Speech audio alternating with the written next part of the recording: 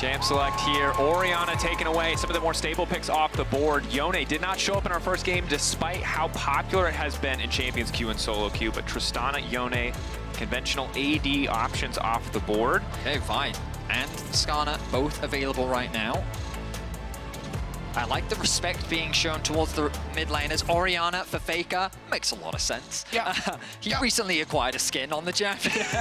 Meanwhile, on the side of T1, the Ziggs removed the Tristana as well towards Cream. He's an incredible Tristana player, and they don't allow him to have that. But the Aurora, first pick, we talked about it being a power pick. The beauty of this champion is the flexibility that it has as well, being played both in mid and top. And of course, just one of the most powerful team fighting ultimates in the game. What feels like a Camille ultimate for an entire team can be so impactful. Remember, this champion has been nerfed just about every patch since it came out, and the fact that it's still high prio is a testament to how powerful the kit really is. But prioritizing the early Aurora has left open the Ashe. Again, something that was banned away in our first match of the day.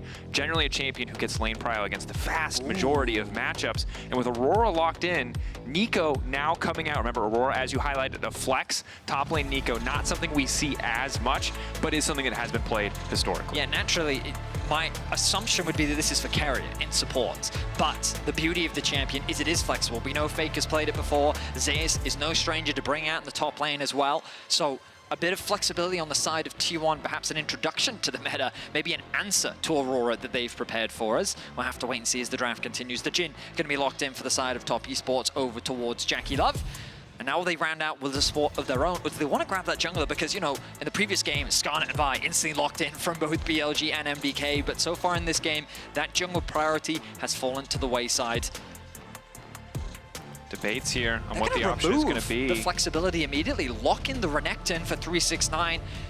Of course, one of his most well-known champions throughout his career, but I feel like the biggest strength that you have in Aurora is its flexibility. But top esports, and I mean, it's common in the LPL, they know the power of Renekton. They are very effective at leveraging it, so they want to guarantee that for themselves. And pressure now on T1 to lock in whatever it is they want to play with mid lane if it's not the Nico.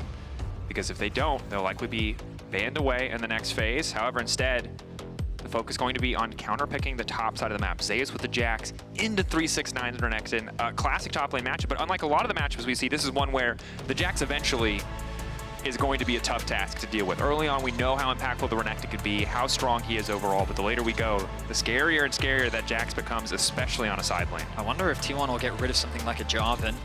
You look at the Ashe as a potential target, and it wouldn't surprise me if T1's even thinking about something like the Syndra. I think control mages in general do very well into Aurora because she's relatively short range and you can really bully her. The Poppy, though, going to be the van, given that, you know, Jax does struggle against this matchup for sure. And maybe T1's thinking about the Jarvan themselves, which means that that's something that they could prioritize. I would expect something like an early, I would expect a jungle ban here. But perhaps they want to just eliminate potential support options that can pair up nicely. Something like the Rel would also make a lot of sense if they just want to eliminate that from Mako. Maybe even his Alistar is something they could be concerned about. I'm curious where or what TES's plan is with the rest of their options, because Jhin normally pairs incredibly well with champions who want to burst out a target, and while Aurora can hit that identity when she starts to get ahead, often needs a bit more time to get stacks built up. If it's not, you know, a snowballed Aurora ultimate, it's not doing quite as much, so I wonder if the Renekton and Aurora will be enough, or if they'll try to get more damage out of the jungle position. You highlighted Skarner earlier, Sejuani already gone, still some good tank jungle options left, but the Renata was already banned. Bot lane support pool, really the big focus. Rel would be kind of next down in priority order in terms of popular options, but giving respect over to Comfort for Owner, obviously an incredible Viego player. Now you imagine that the mid lane is going to be locked in. You know that Aurora is going into mid. Aha! But this is the flexibility of the Nico that we were talking about. So this is their answer into the Aurora. They've locked the Nico in. They're going to be securing it in mid lane with the Rakan coming down towards the bot side of the map. What will the response be here from top esports? Both the Rel and Leona, I think both make sense, both in terms of the 2v2 matchup, but also providing a form of engage. Right now, that is what top esports is lacking. They need a way to start those fights, and Rel makes a lot of sense. To round things out, you're then looking at that jungler, which, you know, in this meta, really surprises me that it's come so late into the draft. But what's it going to be, Tian? What are you thinking about bringing out? It's a situation where you have AD top, you have AP mid. So in terms of overall composition, you can go either way. You wouldn't mind a little bit more magic damage on this team. Do we see a return to old junglers of patches past? But the tank option always going to be a solid one. Skarner, of course, just generally a good pick. Doesn't always have the best upfront engage, doesn't have the same range that a champ like Sejuani does, but it will be the priority here. It is what's going to be locked in, and we saw in the previous game, a lot of those early skirmishes going in the favor of MDK. While they maybe couldn't keep up in map play, the Skarner did a lot of work, especially around those level 6 fights. Oh, and as Wukong, I am a fan, especially against champions that don't have the best mobility, Jin and Aurora. It also just pairs up nicely. Nice dive buddy alongside both the Jax and the Rakan. You've got a lot of engage on the side of T1. Yeah. That is a backline threat composition. Faker, man. This man on control mages is a sight to see. Because at any point, you know that he can make that play that can change a game. He's done it so many times over so many years. It's what so many people look forward to. I'm also just excited because I love Nico on big international stages. Domestically, we joked about it in the LEC, I think everybody has, but your ability to count minions will be tested today. Is that actually a blast cone? Will be a legitimate question we ask in the context of this game, and I'm just ready to see kind of the creativity that can come with a newer champion like Aurora to the professional scene, and something like Nico, who obviously has that naturally built in. But you highlighted so much engage, and it feels like T1, very clear game plan. TES know it, T1 know it. How do TES fight back against this? Can they get those side laners ahead? Maybe find an avenue where they don't have to run phase first into this powerhouse 5v5 wombo combo style composition coming out from T1. I do think I prefer the comp from T1. I think they have side lane options. I think they've got good team fighting. The pick potential is there. But the biggest thing is the range. Like, don't get me wrong, Jin can have some decent range later on to the game. He's got a decent amount of poke, but against an Ashe, against a Nico, face checking, sieging a tower, this is a scary comp to do that against. So Top Esports do have some strength in the early games, specifically around the top side of the map. We'll see if they can look to leverage that as we jump onto the Rift for our second Swiss matchup of the day. Top Esports versus T1. Crucially, the first LPL versus LCK matchup we've seen at Worlds 24 thus far. And it is just a best of one, but come on, the narrative writes itself, Eddie. You talked about it. Can T1 add a 5th LPL team to the list? I mean, there's a lot of pride on the line for LPL. Yeah. T1 really did the LPL dirty last year with the run through the world's bracket. But again, like, if you're just an international viewer, if you only tune in for the international events, you look at the top of your screen, what do you mean LCK 4th seed? No, we mean LCK 4. Yes, T1 really struggled this split. They've had a really difficult road to get here, and they just barely made it. 5 games in the regional gauntlet versus KT. Their form has not looked spectacular, but it's important to emphasize this, because if they do turn things around at the World Championship, it should really go to show how incredible this team, this roster of 5 players really is. T1 already making some proactive map movement with Guma on the top side at 130. Looks like we will be seeing a lane swap vision to try to spot out who will be coming to potentially catch that wave as the LCK classic of having your support in the mid lane, but this time, not a support, it's Faker, and now the flash in onto 369. 369 getting lower and lower, a little bit of healing from Cole. The Meek and first blood for Zeus. A strong start as they find 369 isolated. The split map came through. Now they will be a little slow to start the push on the top side of the map, but hey, they got themselves first blood and they got it onto Zeus. And right now in the mid lane, right, you still have the 2v2 lane set up, which is of course really the LCK special. T1 no strangers to it. Something Gen G were really proactive at kind of bringing to the forefront. Makes sense when you're mid laner Chovy to give him a little bit more attention, but the same, very true about Faker, as he remains a secret Nico. I think just happy to have a kind of better auto attack animation for as long as humanly possible. Now, 369 is desperate to try and get level 2 as Zeus and Gumayushi hover around the top side of the map. The idea is, and you're going to be seeing a lot at this year's World Championship, is Zeus will get level 2, Rakan has level 2 as well, so once Zeus gets the level over, he can TP to catch that massive wave in bot, and now that they're both level 2, both support and top laner, they should be safe enough to weather the threat of the dive. Here's Tian though, hovering and ready. We should be seeing this TP come through from Zeus, but he wants to go back to base. He wants to spend before he actually arrives in the lane. Level 2 for Keria. This is really difficult for TES to get much done here, however, because, again, Jin early on in those extended trades and laning phases can be powerful early on. Nice flashback from Keria to get away. Knock up, forcing the flash up from Tien in response. No dive, no real play here. Only a single plate taken down as 369 will TP up to the top side. Now, Guma, of course, because of the 85% early fortification, not really able to get a plate back in response, but well defended by Keria. I'm a little surprised to see that Zeus actually stayed for another wave in the top lane. Because I thought initially he was going to go back to base, spend his money, then TP down towards bot. But ultimately, not the end of the world. The flash did have to come out from TN because he got tower aggro by hitting onto Keria. Now level 3 through from Keria.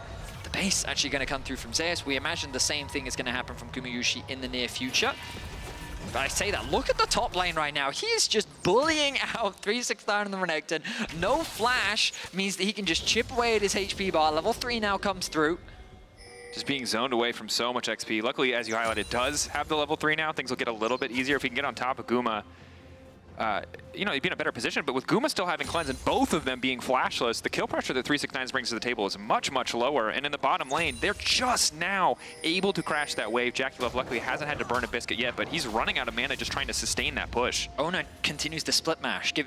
Split mash? Split mash in order to provide Gumayusi with all this additional safety as well. The safety carry is level 4 now, happily farming away as can be. Look, if we just kind of squint, it's like season 1, sort of. You've just got double melee champs to the bot side. That is old school, yeah. There's Ashe in solo lanes for some reason. It's coming full circle. Stun there from Zeus, just trying to get close to get XP. Again, if he doesn't pick up CS here, it's not the biggest deal, as long as he stays ahead in XP overall. Obviously, Jax wants that early itemization, but in a split map, you're happy to just get what you can, really. Yeah, I mean, it's interesting how, I believe it's T1 that's made this decision, right? Because typically you'd swap back earlier, right? You're just getting through those early levels, you're trying to put the enemy top laner behind a little bit, but T1 is saying, hey, we're actually quite comfortable with how we're playing right now, with Gumayusi getting nice pressure down onto 369, and the fact that they can't do the same to Zeus on the other side of the map. He walks away, back to base. They're going to keep these lane assignments. They're going to send Gumayusi back to top once more. Carriers roam to mid. And essentially, I think what this tells us is that grubs are the priority for T1. They're resetting to be in time for the 530 wave that'll spawn. If you get pressure there, you get first access to grubs, willing to, you know, mismatch lanes a little bit longer to try to prioritize that early grub buff. We'll see if it kind of pays off for him. Sure. Of course, Ona has maintained this split map throughout the entirety of the early game.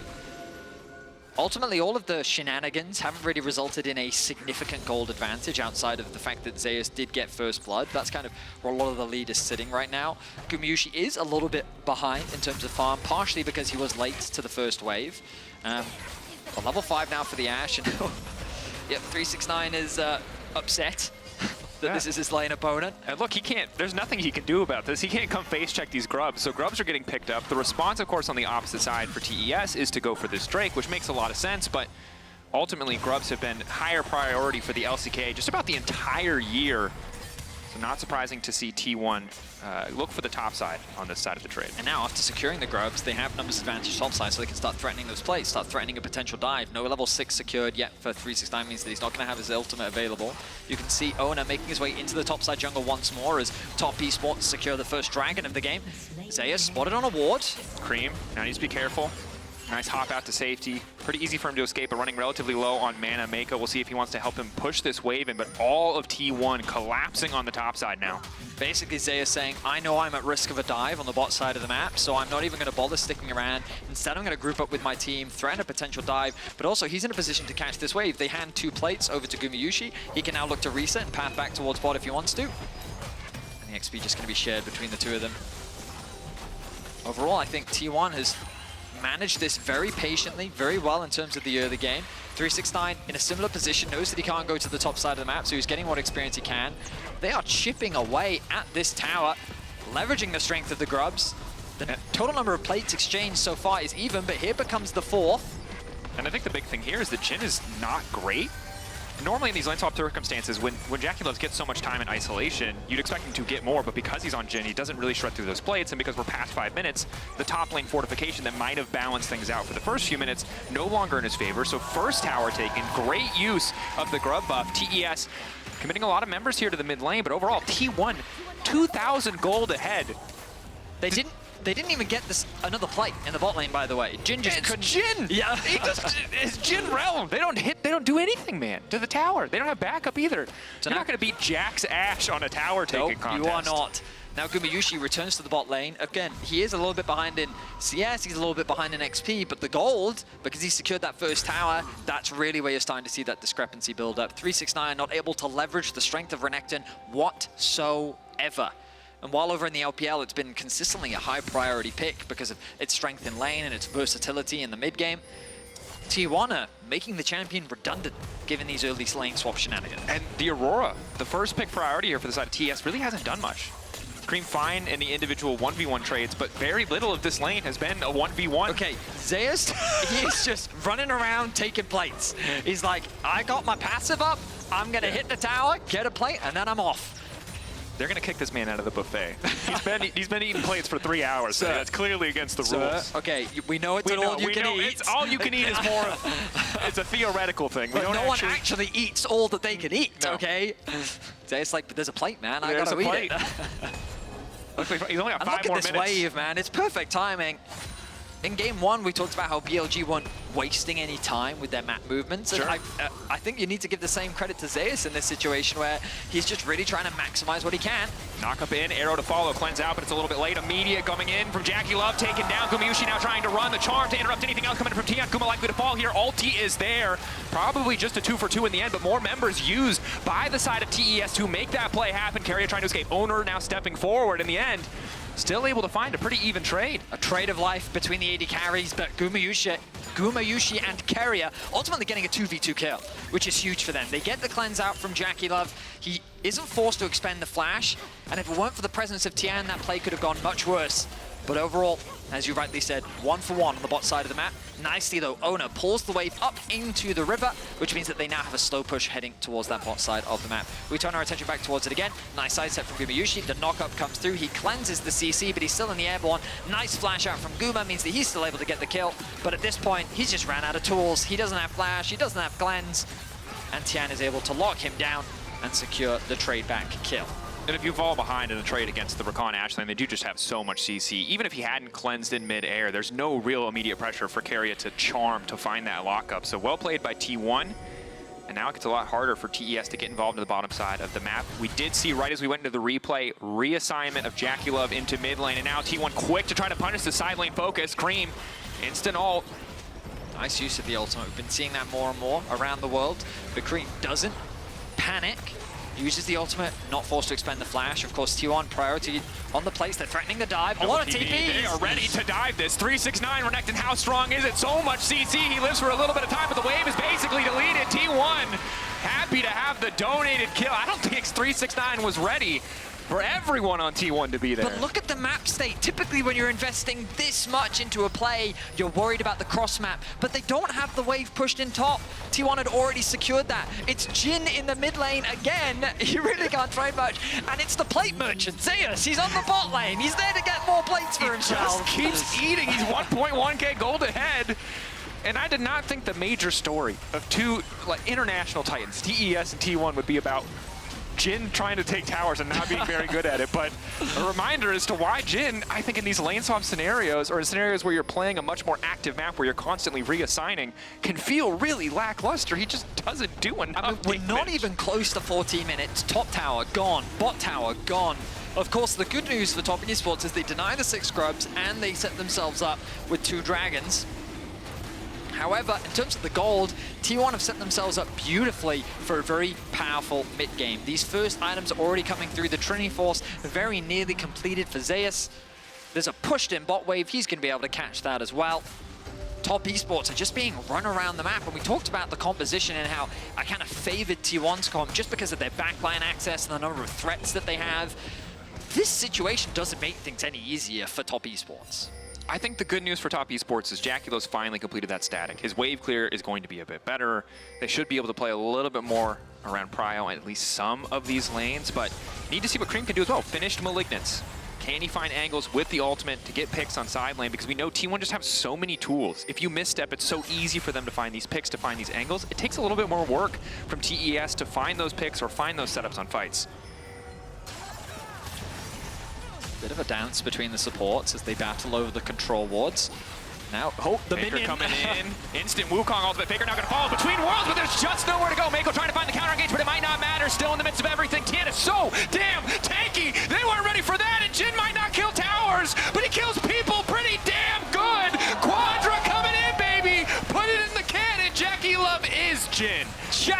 Love popped off! A quadra kill for the Jin means that just like that, Top Esports have turned this game around. T1 were riding with so much momentum and confidence. They set their sights on the blue buff. The wombo combo looked good, but the threat to Jackie Love just wasn't there. From a distance, he was able to pick apart those T1 members and immediately bring them back into the game. That 3K gold lead has shrunk to a 1K one. And let's look back at this as Faker turns into a minion. He sets up with his team. Carrier looks for the engage. The knockup initially comes through. They burst out Cream, but look at the positioning of Jackie Love. The wombo combo looks good, but Jackie Love, the bouncing grenade doing work, the static shiv as well. And Tian on the front line able to soak up so much damage with the ultimate to clean things up. That's 4, he finds 4. And incredible stuff there, because we talked about how hard it can be sometimes for TES to find fights, but when they absorb that initial blow and Tian and Mako are still standing, all of that rel CC is put to such fantastic use. You highlighted Jackie Love really just got to hang out. Now the only person in our MasterCard lane economy snapshot with an individual lead. They're not out of the tough times so yet. There's good news and bad news. The good news, Jackie Love now very strong, in a position to be the carry for Top Esports. Bad news, every member of T1 have now picked a target, and he will now be the one that they are all gunning for in the upcoming team fight. And it's tricky. We've talked about this. Yes, he has Flash and Cleanse. That'll make things a little bit easier, but there is so much non-committal CC from the side of T1. It's easy for them to just look for those angles. As the fight for Rift Herald, a lot of posturing. TES with a little bit better vision control might be in a position where T1 has to concede. You see both top laners resetting. 369 sprinting to the area, has Black Cleaver now completed. TP. Zeus finishing his Triforce at the same time. Both top laners ready to get involved. Their TP's there. Bit of a handshake here on the fist fight around this objective. Mako trying to find that angle, trying to find that engage. Guma with the red buff. Poking, chipping away, the eye procced. Cream now walking in. Between Worlds is there. Gonna be difficult for Guma to stay too long. Not having vision in that brush, a bit devastating as Mako just constantly threatening. Probably just the 50-50 on the smite. 2K on the Herald. Faker is now a blue buff, but the Herald's gone down. Tien wants to walk in and pick this one up. Should be able to do so. T1 are they willing to commit more resources to deny? Just a bit of poking and prodding, but ultimately 50-50 goes to TES, so not a lot to say. I think the positioning from Top Esports was really good because Cream is in a position to constantly make it difficult for Owner to find that engage that he was looking for. Trying to come from the fog of war to catch Top Esports off guard. Meanwhile, 369 and Zeus were just kind of battling in the mid lane, trying to fight for access, who could get that better position ready for the upcoming team fight. But no one from T1 was really ready to pull the trigger. They don't really want to start the initiation onto Tian. They either want to find Cream or Jackie Love, but they weren't presenting any openings. So with the Herald being within range of Tian and him being this tanky Skarner, he was just slowly wearing it down and able to secure that objective uncontested. The gold still in favor of T1, but Top Esports, even after all the tower shenanigans and everything that's happened in the other game, have been prioritizing these objectives very well, only losing those first 3 grubs. Definitely. And third Drake, 20 seconds away. Fighting now for push on the bottom side. Thus far, Zeus has been able to get this, but you can see 369 happy to step up, knowing the team will be there to back him up if he needs to fight with Zeus. Taking a look at the vision control right now, TES much better control. The brush that Mako just walked through. Crucial for T1 to have that vision so they don't get picked off. Mako's so good at hiding in that fog of war and setting up these traps. As instead, TES, knowing they have the Herald, going to try and force T1 on the back foot. They don't have a wave mid, but it looks like they don't even care about it. Cream moving in, was invisible. Between Worlds not going to come out. No one there to follow, so a bit of an awkward Herald usage. Gives them access into the river, at least a little bit, as Carrier still maintaining vision control. I think it's because Zeus able to have that push in the bot wave. Base going to come in through 369, should allow Zeus to catch this wave. But the pressure remains mid for Top Esports. They know where they have control. But we talked about the range. It's difficult to approach this composition from T1 underneath the tower, but now as 4, they make their way into the river. You've got to keep your eyes on the flank from Zeus. He is pinged out by the side of Top Esports, slowly clearing out this vision. T1 good use, TES good use of their prio to keep that vision control in their favor. But such an awkward back and forth dance. You highlighted it so well, right? Zeus playing through bottom side, getting him access to that objective, having that angle of attack, whereas TES committed to playing through mid. If T1 don't commit enough members, they'll instantly lose that tower and it gets much harder. But if TES overcommit, it's so easy for Zeus to find that flank. Faker looking to kick things off, double knock up, instantly Zeus in the midst of everything and down!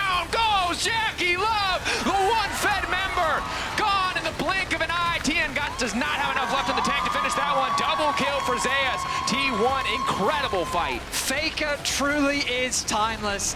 An incredible engage from him once more on the world stage to set up the fight for T1. Top Esports were caught unawares. JackeyLove didn't even get an opportunity to flash away. And with him taken out, all of the gold leaders gone. And just keep your eyes on Faker, mimicking the Wukong. Finds the angle, pops the ultimate, their target immediately JackeyLove. And look at the follow-up there. All 4 members lock down the AD carry and don't give him the opportunity to play the game. And perfect follow-up from Zeus and Owner. And credit to Faker, right? He throws himself forward like he's the fake clone, like he's the one just going for a bit of vision. But this one time, every other time, the 90 other times he sent the clone in, it was not the actual Nico. He's literally like the Wukong. There's 4 Wukongs. He can make 4. Like, that's crazy. Owner can press the W. That lines up with the cannon pretty well. That's all I'm going to say. Like, oh my goodness. Crazy stuff. And T1 back in the driver's seat. And we look at our featured matchup presented by Mercedes-Benz, right? It's all about top lane. And while 369 hasn't been the crux of TES, you can see all of the money is going to Zeus. Yes, Faker gets the setup, but it's Zeus flashing in, getting that counter-strike, finishing that kill, and now 1.7k gold lead, almost 2 items, 20 minutes into the game. This Jax is a massive threat on the sideline. 369 really can't afford to walk up. I mean, 369 from the very start of this game has been a target for T1. They were able to find First Blood. He was denied a lot of experience and farm in the early laning phase, and he hasn't been able to find these angles of attack in any of the fights. The matchup's only going to get harder as now Sundered Sky finished for Zeus alongside the Trinity Force. Where do you think the quadra kill was on our win probability? It's that little sliver of blue. Tower should finally go down? Nope. But again, it just comes back to that point of, look at how difficult this composition is to siege against, right? The threat of the Ash Arrow, Faker could at any moment pop the ultimate. The threat of the Wukong flank. Mako, though, starting, knowing the tower isn't really much to defend there. Now between worlds coming out, JackeyLove for now untouched on the backside can look to start to finish up these kills, but Zeus in the midst of everything just gave up his counter-strike. Now needs to retreat. Massive healing coming in from 369, but not nearly enough. Curtain call coming out, though, and looking to finish the job. So much damage. And again, JackeyLove clutching the fight. As long as JackeyLove has position, there's always an opportunity for Top Esports to turn the fights around. He still didn't burn his flash in that engage, but it was Top Esports to put the pressure onto T1. They were the initiators, and they put T1 on the back foot, allowing JackeyLove to find good position and turn the fight around. 9-9 in kills. Top Esports are going to get 2 towers. But I think the hero of the day is Mako there. So many of these engages have been all about that rel. He and Tien both with 100% kill participation in this game. Yes, JackeyLove is the one who's walking away with the money, the score line, the accolades, no doubt in my mind, but the supporting cast here has been so good for TES. I mean, you're completely right, and think about it, every exchange that happens between the 2 teams, Cream is quick to throw out the ultimate, so we start the initiation with Mako, saying, we need this tower, let's go. Owner becomes the target, and he takes a lot of damage at the start of the fight as 369 keeps Zeus out of the fight. JackeyLove on the backline, the ultimate connects onto the front, and you think at this point it's dangerous, but look at the damage being done by Cream as well. Follow that up with the ultimate from JackeyLove, and it is a one-sided fight as T1 is forced to retreat. And I'm going to be honest, I was not excited about Static Shift Jhin generally until this game, and now I am a believer. JackeyLove single-handedly convincing me. Aurora, on the other hand, I did believe in, and I think those numbers are starting to remind us why. This champion does a hell of a lot of damage and just makes it so easy for your follow-up CC to land, right? If you just put them in the circle, there's really nowhere for them to dodge. And it's great to see from Cream as well. This year was the first time we got to see him on the international stage. Of course, no rookie by any means domestically, but as a player, he's really shown a lot of evolution, a lot of growth. Initially known as this kind of assassin type of player, especially known for things like his Akali, but this year especially he's come into his own, he's grown a lot, and now showcasing the Aurora, having huge impact in these fights. I hope he can maintain that performance. Getting a win against T1 would be huge for the momentum of Top Esports here at this year's World Championship. You can't really imagine a better way for an LPL team to start this tournament, to start to rewrite everything that happened at World 2023. T1 in a bit of hot water here as they try to get out of the jungle. Owner luckily still has the clone. They'll be happy to just try and get the Heartsteel proc, even though they didn't quite, and Zeus still pretty favored in that 1v1. Is Tien now trying to get something started here, spotting out Zeus. Zeus still has allies to go back to. Captive audience hitting those big. Ulti now to fall. They want to delete this Jax. Good Ash Arrow there. stunning up Tian to allow for Zeus to then jump away to safety. The mid wave completely abandoned as both teams hover around the bot side of the map. Dragon spawning though in 10 seconds. Will give an opportunity for Zeus to go back to base, spend what gold he can. Has the TP available, not going to spend that much, only picking up an Aptome and a control ward. TES pinging on the Baron, starting to move up, get a bit more control up there just in case T1 try to leverage their position to start Drake. The beautiful thing about this game is it's showcased already. Oh, hang on. Faker kicking things off, but only catching the jungle, only catching Tien. The Deadly Flourish not going to hit, luckily, so he will not get rooted. But I mean, that's a crucial ultimate missed. JackeyLove, once again, not forced to expend any summoners. Dragon, though, secured for T1. But the good news is he buys time for his team to take the Drake, and TES in the meantime can't go start the Baron or even really set up better positioning. But T1 need to be careful about approaching here. Twofold Hex not going to connect. Go off to the side. About 45 seconds until Faker's ultimate is back up. T1 have to play defensively until that moment. I mean, I feel like Top Esports should set their sights on the top tier 1, an easy objective for them to secure, but at the same time, they don't want to concede this mid tier 1. It gives so much access into the jungle.